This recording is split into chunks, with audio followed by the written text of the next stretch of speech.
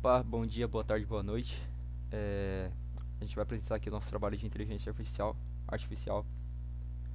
Nosso trabalho a gente chamou de Intelligent Production Line, ou com a sigla EAVCIAABR, né, 2022, que seria esteira automatizada com visão computacional, inteligência artificial com braço robótico.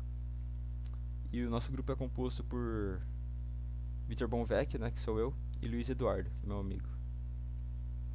Certo, conceitualizando um pouquinho sobre o trabalho, é, a gente imaginou como se fosse um processo fabril dentro de uma fábrica, né?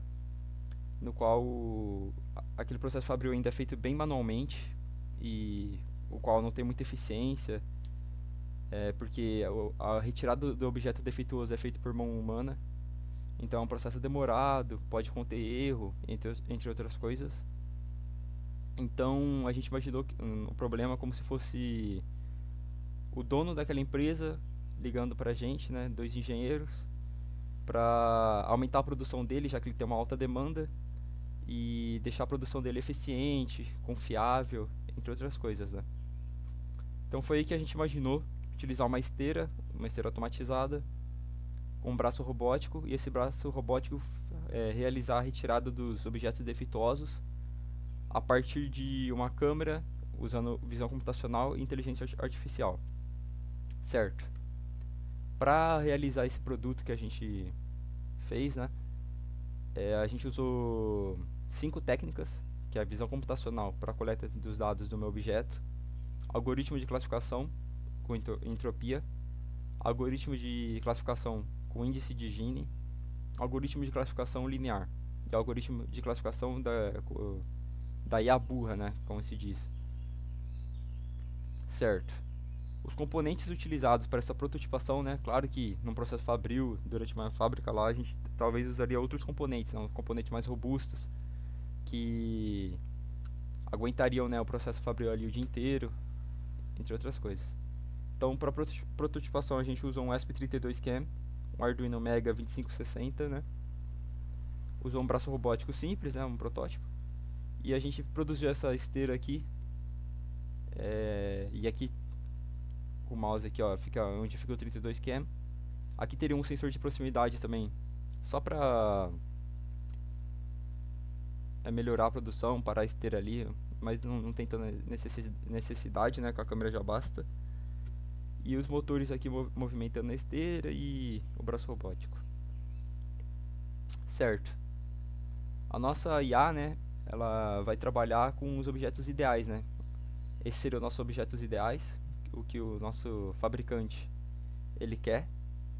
Então, caso tenha um pentágono azul, 5 e cada lado tenha 5 de tamanho, né? Então não é um objeto ideal. No caso, o braço realizaria a retirada desse objeto. Certo, a solução proposta, como a gente já disse no início, é ter uma câmera aqui em cima, no qual ela vai ficar tirando foto em tempo real do objeto, e a IA, né, vai fazer essa classificação do objeto para ver se é um objeto ideal ou um objeto defeituoso. Daí com isso o braço robótico vai lá e retira o objeto defeituoso, assim aumentando a produção, né, para que o fabricante consiga atingir a demanda dele, e também aumentando a segurança, né, porque evitando acidente, já que vai estar trabalhando somente com um braço robótico e sem ter uma humana ali. Certo. Agora explicando um pouquinho sobre os códigos da visão computacional, né? A gente usou a biblioteca do OpenCV, que é uma biblioteca muito utilizada, né, para fazer esse contorno da imagem, colocar texto ali na imagem, né? É bem mais fácil usando essa biblioteca. Certo.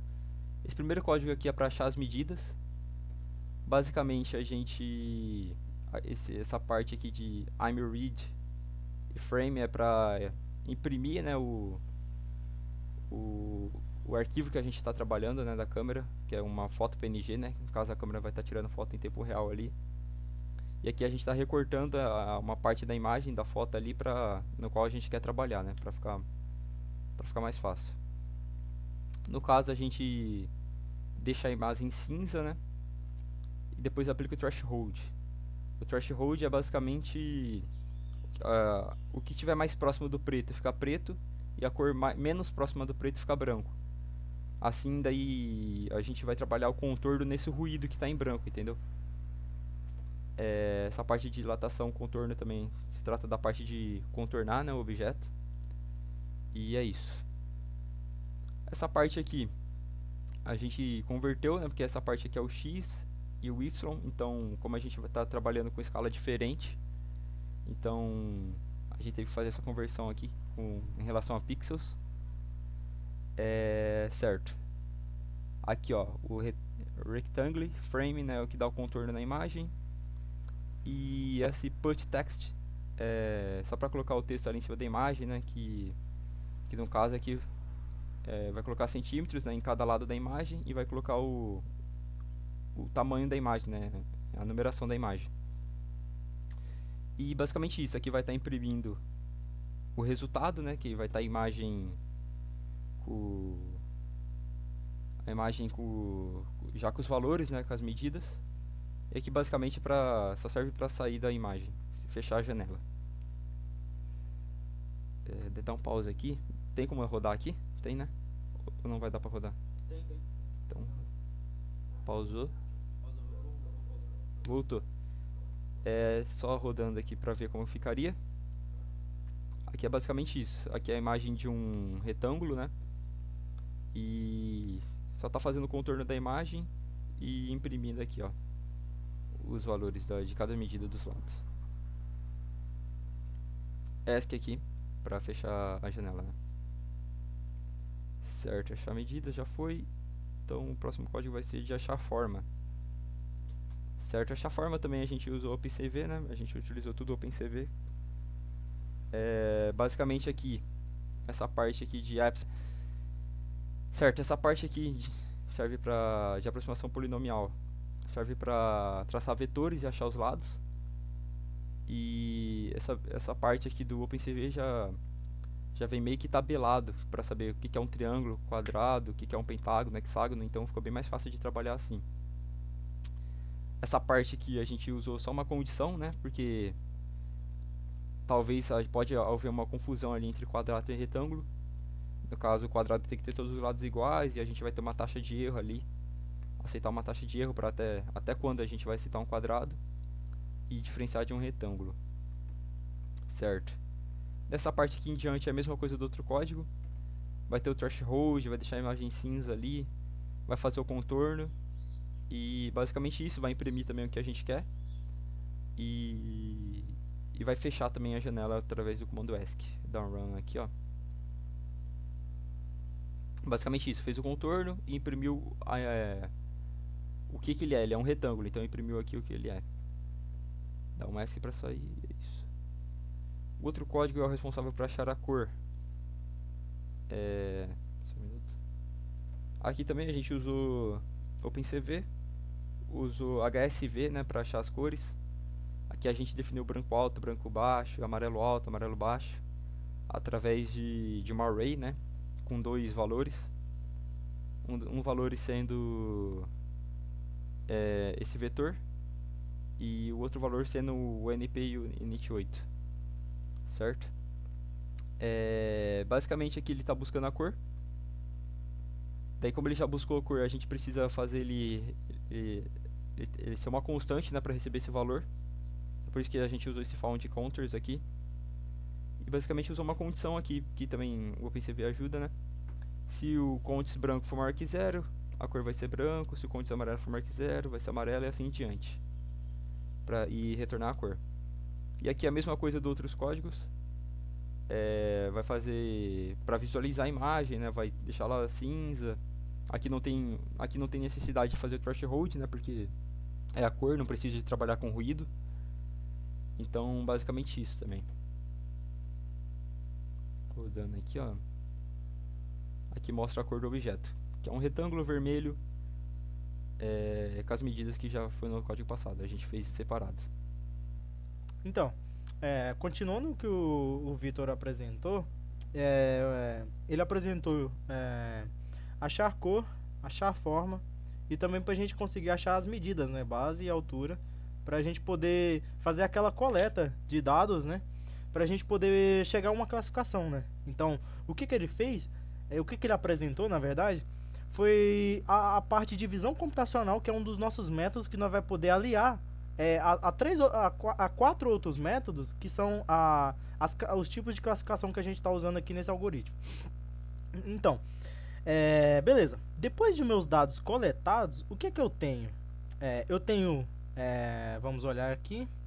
Vamos aqui ao nosso algoritmo de treino, né? Vamos ver o que a gente tem aqui.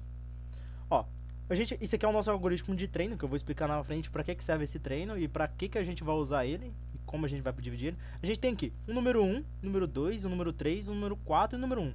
Tá, mas o que significa isso aqui? O primeiro número que tá vindo aqui, tirando esse aqui, a gente exclui o objeto 1, que isso aqui é só pra gente saber mesmo a escala, na verdade, separar nossos objetos, que cada um é um objeto diferente, que é aquele objeto que a gente tem na nossa linha de produção, né? O que a gente tem aqui? O primeiro vai estar se referindo ao tipo de forma. O segundo vai estar referindo à base do meu objeto, o tamanho da base. E o terceiro aqui, ele vai estar se referindo à altura do meu objeto. O quarto vai ser a cor. Ah, mas espera aí, eu não poderia muito bem colocar aqui o que cada um tá?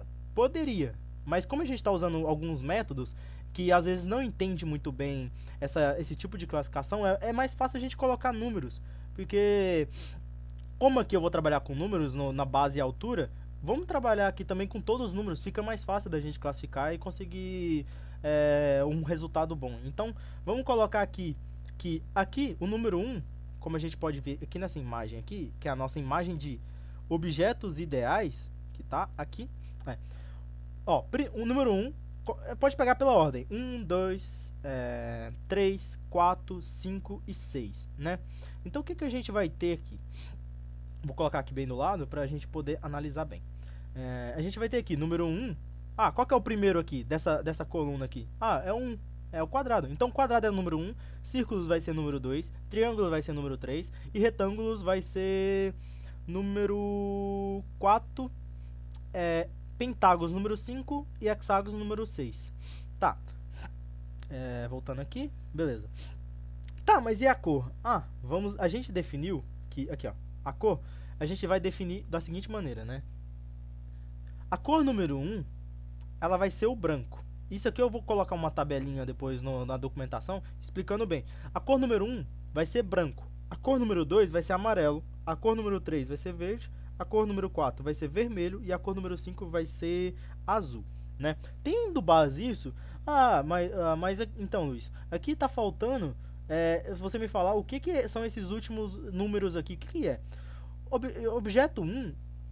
isso aqui é a parte da classificação final, né? Esse aqui é o nosso bloco de treino, né? Isso aqui na verdade, isso aqui tudo esse monte de número aqui que tá tudo aqui embaralhado. Isso aqui é um dataset, né? Então, a classificação vai ser número 1 ou número 0. Tá, mas o que é o número 1? O número 1 vai ser objeto ideal, ou dentro dos meus parâmetros da minha margem de erro. Número 0 vai ser o objeto defeituoso. Então, ele vai classificar em objeto bom e objeto defeituoso. 1 e 0. E a gente tem muitos dados aqui, a gente tem 268. Por que eu preciso desse treino? Porque eu tenho que treinar a minha IA para ela saber fazer. É como uma criança, né? Pensamos, se a IA fosse uma criança, ela vai ter que aprender alguma coisa. Então, digamos que eu quero dizer para minha criança que ela aprenda o que é um gato e o que é um cachorro, né? Então, eu tenho que mostrar para ela fotos desses animais, né? Tipo... eu tenho que mostrar e falar pra ela, olha, esse aqui é um cachorro e ele tem essa altura tal, ele tem esse pelinho, ele tem esse focinho, ele tem essas coisas. Tá, mas e o que é um gato? Gato já é assim, assim, assim, assado. Beleza. Depois que você explicar pra ela, mostrar alguns exemplos, isso aqui nada mais é do que exemplos, o que você vai fazer? Vai chegar com uma imagem que ela nunca viu. Você vai chegar com uma imagem e falar, isso aqui é um gato ou um cachorro? E você espere que ela consiga classificar isso. Ela vai dizer se é um gato ou um cachorro. Mas você não vai usar aqueles exemplos de antes, né? Então esse aqui é o meu bloco de treino, né? Então, o que a gente vai fazer aqui? Eu vou explicar dentro do Jupyter Notebook o código, porque ele é um pouco mais fácil da gente analisar o que está acontecendo, né? Ele não só mostra... ele mostra passo a passo e é melhor. Então tá, a gente tem a biblioteca Pandas, a gente tem a biblioteca sklearn, né? E a gente tem a biblioteca Matplotlib. Eu vou explicar aqui. Essa Train Test Split é para separar aleatoriamente os meus dados para evitar vícios. O que que é? Ela vai separar entre dados de treino e dados de teste. Porque eu vou pegar daqueles dados lá daquela tabela lá, eu vou separar alguns dados para treino e umas para teste. Por quê? Porque eu não posso testar a minha IA com os mesmos dados de treino que eu tinha, né? Então, esse aqui é para mim obter a acurácia, né? Esse aqui é do sklearn Metrics. Eu vou obter a minha acurácia. E aqui é onde eu vou criar o meu modelo. Então eu vou ter que escolher um tipo de classificação para classificar meus dados de treino e de teste. Eu tenho aqui o Model Selection, que é o para mim poder usar um método chamado Cross Validation, que eu vou explicar ali na frente. Eu tenho a biblioteca Tree, que é só para mim poder pegar meus dados e colocar dentro de uma árvore. E eu vou plotar com Matplotlib, PLT. Então tá, eu tenho dois cabeçalhos, né? Um cabeçalho para mim usar na minha cabeçalha de treino e de teste, né? Que eu vou separar. Eu também tenho esse read2, que é o meu cabeçalho para a minha tabela de classificação final. Então, quando eu quiser classificar um objeto, que a gente vai coletar lá daqueles dados que o Vitor pegou, a gente vai usar esse cabeçalho aqui, que é só mais para uma formatação dos meus dados. Tá, dados e treino e teste real. Eu vou receber do meu treino. Esse treino aqui não tem nada a ver com esse teste, depois eu vou mudar um pouco os nomes para ficar um pouco melhor de entender, mas dados de treino e dados de teste real. Esse dados de treino eu vou receber daquela tabela lá que eu acabei de mostrar, e para o aprendizado de máquina, Machine Learning, né? E isso aqui que nada mais é, ele está pegando aqueles arquivos TXT, ele está lendo e recebendo isso aqui numa variável. Então depois eu vou receber, na verdade ele vai começar a ler aqui, dados e dados 2, né? pd.read, que esse aqui é da minha biblioteca Pandas, eu tenho meus dados de treino, eu vou separar, e isso aqui é só para mim dizer, leia todo o conteúdo separado pela vírgula, né? Então e outra coisa, nesse código aqui, ele vai excluir essa tabela aqui de objetos. Ele vai se focar só esses objetos aqui. E aqui a gente pode ver a nossa tabela, que tem aqui, ó, forma, base, altura, cor, classificação. Eu posso olhar aqui esses dados aqui, por exemplo, 30 dados. Vou dar um run aqui. Vou dar um run desde o começo, só para aplicar um pouco as bibliotecas. Vamos lá, ele vai demorar um pouquinho. Bom, aqui, ó, ele está me mostrando 30 linhas daquele negócio, né? Então a gente tem que todos os nossos dados tá aqui, mas ele por padrão ele mostra só 5. Beleza. Mas agora eu vou dividir aqui em x sendo os meus atributos e y a minha classe. O que é a classe? É a classificação final. Se é um objeto ideal ou se é um objeto estragado, ruim. Entendeu? Agora beleza, aqui que começa um pouco da nossa IA, né? Treino x e teste x, treino y, teste Y. Mas o que é isso aqui tudo? Eu vou fazer o quê? Vou separar Train Test Split. Eu vou separar os meus dados. Aqui no caso está 40%, mas eu vou diminuir um pouco, que 40% não está tão bom assim. Eu vou diminuir para 20%. Eu vou até fazer isso aqui. É rápido? Então tá. Então ele vai dividir 20% dos meus dados para mim testar. Eu vou pegar só um grupo pequeno assim para mim testar depois a minha. Tá. Aqui eu tenho o meu modelo. Eu crio uma variável modelo que eu vou criar um meu classificador e o critério dele vai ser a entropia. Meu modelo é igual, recebe o meu classificador de árvore de decisão por entropia, que é o meu ID3 de métricas de entropia. Beleza.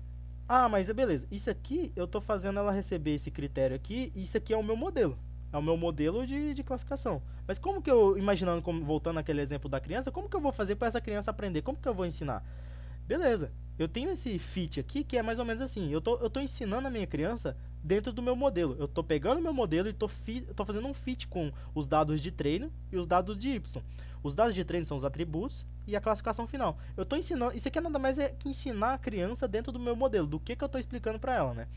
Então, se eu tenho um modelo ruim, eu estou explicando errado. É como se eu estivesse explicando errado para minha criança o que é um objeto estragado e o que é um objeto bom, né? Então, o meu modelo tem que ser bom. E o nosso critério, né? Podemos analisar critério como sendo uma pessoa explicando, né? Tipo, tem pessoas que vão explicar de um jeito, tem pessoas que vão explicar de outro, mas só dando dando uma alusão a isso tudo. E eu tenho previsões. O que ele vai fazer? Ele vai fazer um predict, ele vai predizer com os dados de teste. Isso aqui eu tô testando a minha criança. Você aprendeu mesmo? Então eu vou dar um predict. Eu quero ver se você realmente sabe com esses 20%. Eu vou te testar. E aqui é o modelo predict, dados 2, que esses dados 2 são dados que eu ainda não mostrei. Que são o meu objeto que vai receber naquela esteira do processo, vai passar objetos pela câmera. E esses objetos, eles vão ser esses dados 2. Vai ser uns dados que a criança também não viu. Porque esses 20% de teste, eu só estou fazendo um teste com ela. Mas os dados aqui 2 vão ser os dados reais que eu vou fazer o teste. Tá, aí beleza, deixa eu ver. Aqui a acurácia, e outra coisa, a acurácia, a gente vai poder ver aqui, eu vou dar um run. Ó, ela tava 89, por que que ela mudou pra 90? Ah, beleza, então vamos testar de novo pra ver se não foi só bug. Opa, ela já deu 100 aqui, pera. Eu acho que, ó, 94. Nossa, então a nossa acurácia, ela tá variando. Por que que ela tá variando? Por causa disso aqui, ó. Ele vai separar os meus dados de treino e de teste, ele vai separar, digamos assim, aleatoriamente. Então, essa acurácia tende a mudar. Eu até pus aqui, entretanto, por causa da aleatoriedade dos meus dados de teste e treino, tenho que aplicar técnicas de validação cruzada, que é cross validation. Então, o que que eu vou fazer? Imagine que eu pegue 100 testes desse aqui. Ah, um vai dar 94, outro vai dar 93, outro vai dar 92, eu não sei o que. E faz uma média desses valores, né? Então, o que que eu tô fazendo? Eu tô fazendo uma média. Por quê? Porque fazendo uma média, ó, fazendo uma média, eu vou ter uma média desses valores que vai se aproximar muito mais do valor real, porque esse aqui é um valor que a gente tem, mas ele vai se aproximar muito mais do valor verdadeiro de acurácia do que ficar pegando aleatoriamente. Então ele sempre vai dar um número muito próximo de 91,25, que é o nosso valor real. E aqui eu tô plotando a minha árvore de entropia, né? A gente pode ver aqui. E o que que essa árvore o que o critério de entropia faz? Ele vai separar aqui em cima, ó. Digamos assim, ó, forma, base, altura, cor. Beleza, mas cada uma tem que ter um peso. É isso que a entropia vai fazer. Ela é uma forma meio logarítmica de resolver isso aqui. Ela tem muito cálculo matemático e essa técnica, ela é um pouco, assim, vamos dizer, ela, computacionalmente falando, ela é muito alta. O custo computacional dela é muito alto. Então, nós podemos entender como ela tem um odd n. Né? A complexidade desse algoritmo é odd n. Por quê? Porque ela é logaritmo, né? A complexidade ela é muito alta. E a gente tem aqui a nossa árvore de decisão. Digamos, se essa forma base aqui, digamos que ela vai ter um tipo de ganho, então ela vai ter ela vai dimensionar qual desses aqui que vale. Qual desses aqui vai valer mais para ele ser uma classificação 1. A cor é mais importante do que a altura e a base? Vamos ver. A forma é mais importante? Então, a entropia vai ver isso. Então, aqui ela vai fazer a decisão. x3 maior 0,5? Aí ela desce para baixo. X de 0 é menor do que igual a 2,5? Aí vai descendo. Até no final, ela vai chegar a uma classificação final, né? Então, essa aqui é a minha árvore de entropia. Agora, a gente vai vir aqui para nossa decisão to classifier de Gino, critério de Gino. O critério de Gino a gente colocou alguns hiperparâmetros aqui, porque esses hiperparâmetros eles saíram um pouco melhor do que os outros, né? A gente colocou, né, Max Living Nodes, Known, CCP Alpha 0.0, Splitters Best, critério Gini, né? Mas assim, por que a gente está usando o Gini? Gini ele tem um custo computacional muito mais baixo, né, do que entropia, porque são cálculos relativamente simples. Então, aqui em cima vai ser a mesma coisa e tal, mas aqui, a gente viu que a árvore mudou um pouco, ela tem 3 parâmetros. 3 parâmetros, né? Então, essa aqui é a nossa árvore do critério de Gini. A gente vê que é diferente da entropia, né? Porque a entropia tem 2 parâmetros de classificação, mas isso não quer dizer que a Gini seja um custo muito alto. Não, pelo contrário. Quer dizer, é um custo muito mais baixo, né, do que a entropia. Bom, a gente também tem esse SGDC, que é um classificador linear. Todo mundo sabe que algo linear quer dizer, a gente já chega num resultado que chega a ser, quer dizer, a gente imagina que seja uma reta, né? Então é no meu classificador linear. E cadê aqui, ó? O meu modelo, ele vai ser esse linear mode classifier, massa inteiro 1000, tolerância, acho que seja 1 elevado a menos 3, penalty elasticnet, né? Então, a gente imagina que, aí você me faz a pergunta, e se meus dados estiverem muito dispersos? Esse classificador não vai ser muito útil. Se meus dados não tiverem uma linearidade, esses dados aqui esse classificador não vai valer de nada, porque ele tem que estar dentro de uma reta, ele tem que ser linear, né? Como o meu classificador linear. Ele não vai classificar nada que não seja linear, então ele vai perder muita classificação em cima disso. Aí a gente no final aqui dessa apresentação vai explicar o porquê que esse modelo ele não vai ser muito bom por conta dessa linearidade. A gente precisa de algo mais flexível, talvez como a entropia. e esse modelo predict ele vai dizer. Eu estou explicando aqui no Jupyter, mas agora eu vou lá para os meus códigos que ele vai ser um pouco melhor de mostrar os dados. É porque aqui a gente pode ver, aqui um exemplo, a gente pode ver a nossa, aqui, a gente pode ver a nossa tabela de classificação, a gente pode ver, igual aqui a gente pode ver a nossa árvore. Aqui a gente usou o sklearn Modern Circle, Grid Shift, pra gente saber qual que é o nossos, como é que fala? Se o Gini ou a entropia, se é o melhor, e também dá pra gente ver questão de hiperparâmetros, quais os hiperparâmetros que dão mais certo no de Gini. O sklearn permite a gente, então eu coloquei assim de acordo com o que eu obtive.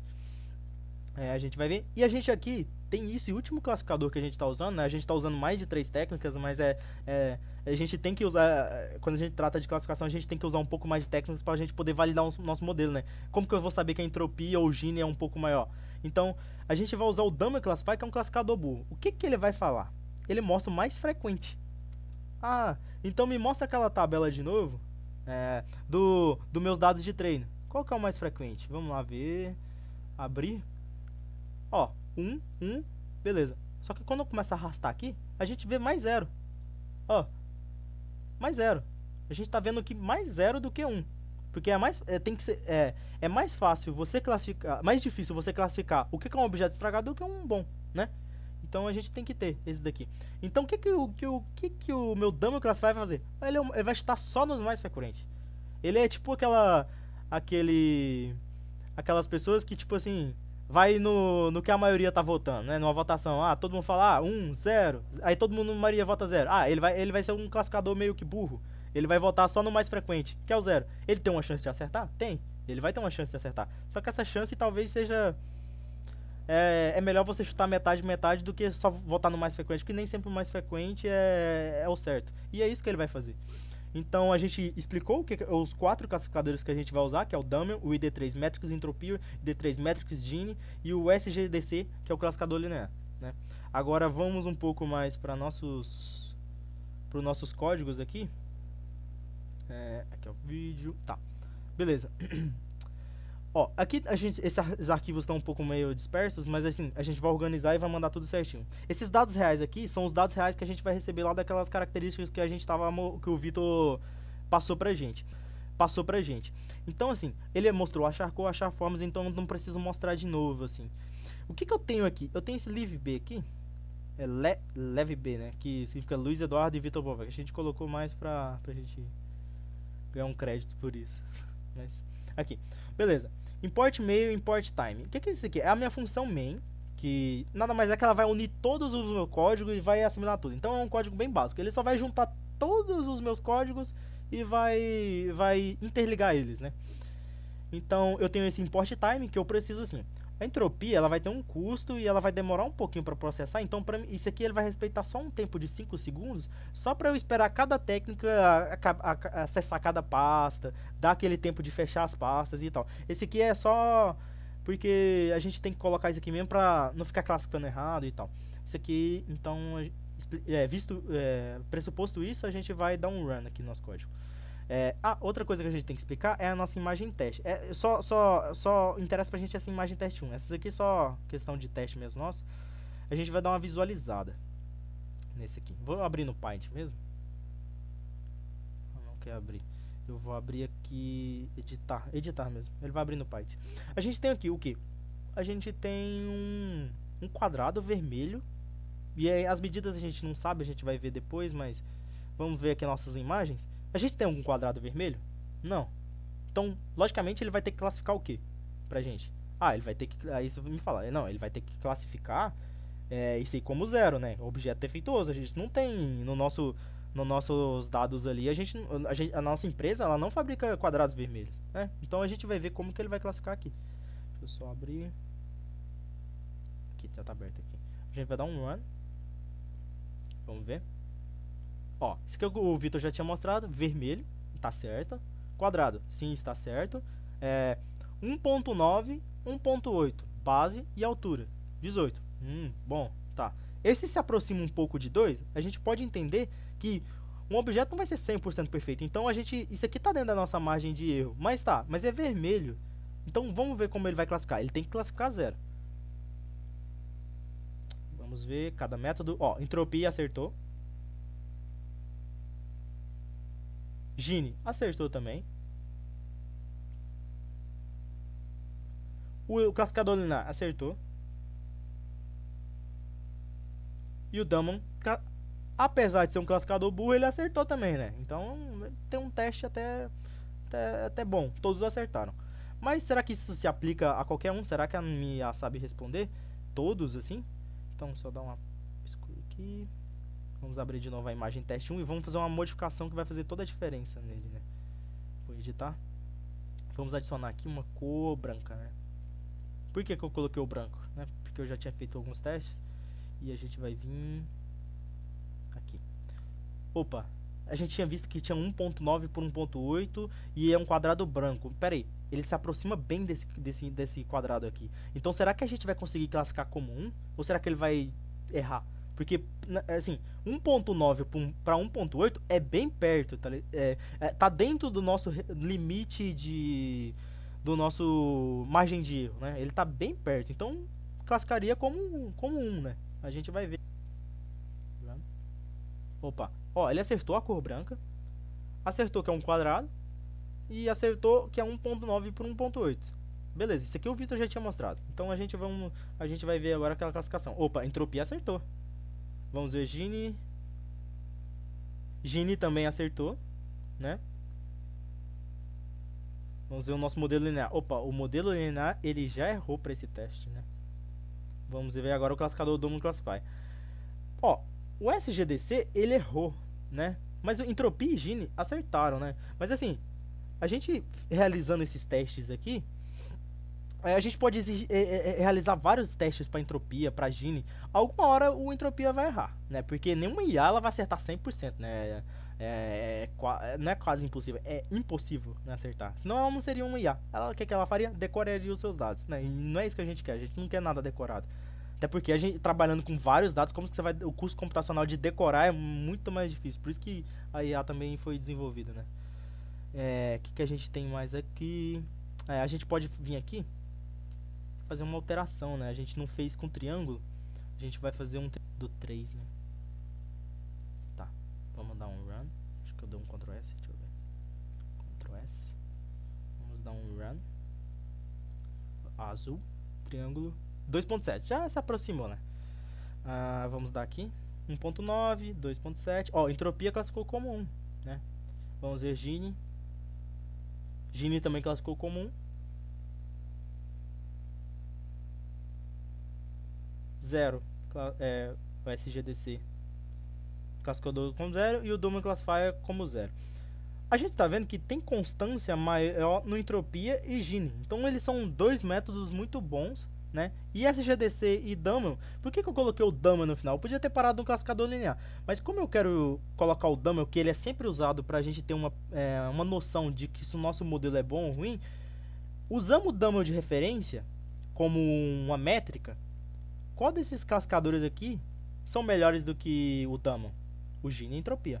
Qual que não chega perto de nenhum desses dois aqui de cima e é parecido com um classificador burro? O SGDC. Então, peraí, o nosso SGDC está se comportando como o Damon.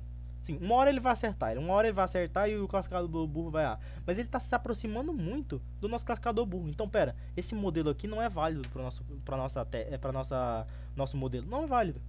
E o Gini e a entropia são melhores. Então, assim, os três comparados ao Damon e esse aqui são muito melhores. Então, assim, eu chego à conclusão que entropia e Gini eles seriam usados, né, para esse tipo de problema e esses dois seriam excluídos. Como que a gente faria para esse modelo ficar ainda, tipo assim, quase perfeito? A gente usaria o seguinte, a gente usa entropia junto com Gini.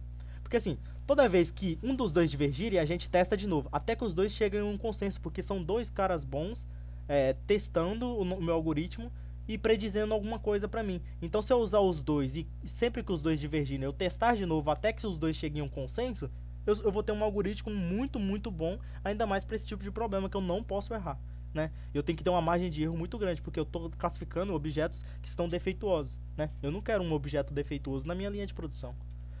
E é esse o trabalho que a gente apresentou, né, de inteligência artificial. A gente apresentou esses 4 modelos, a gente apresentou código por código, né? E é isso. Tudo leva a crer que esses dois métodos são muito bons e que a gente conseguiu extrair dois resultados muito bons, né? Na documentação vai estar explicando alguns testes a mais que a gente realizou, né? E também a gente realizou um teste só da entropia, só do Gini, só do SGDC e o nosso classificador Boole, que é o Dummel. Então a gente vai ver que aí a entropia, uma hora ela vai errar, o Gini vai errar mais, tá. Mas quanto que a entropia vai errar e quanto que o Gini vai errar? A gente vê lá que na documentação que a gente fez, que o entropia erra muito menos do que o Gini, né? A gente fez 10 testes seguidos e mostrou o resultado lá. É claro que se o professor for testar o código, ele pode testar mais vezes e vai ver que entropia se sai algo, na maioria das vezes, melhor do que Gini. E esse é o trabalho e a gente agradece.